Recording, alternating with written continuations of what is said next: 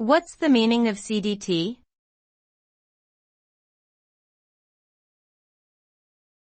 CDT.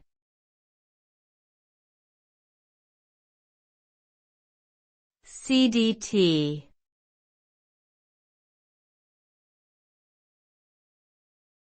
CDT.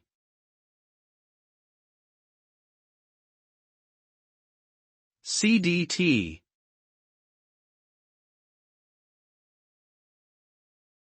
CDT stands for Central Daylight Time, which is a time zone used in North America.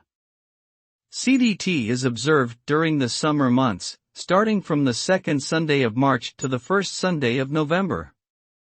During this time, clocks are set 1 hour ahead of standard time, resulting in an earlier sunrise and sunset.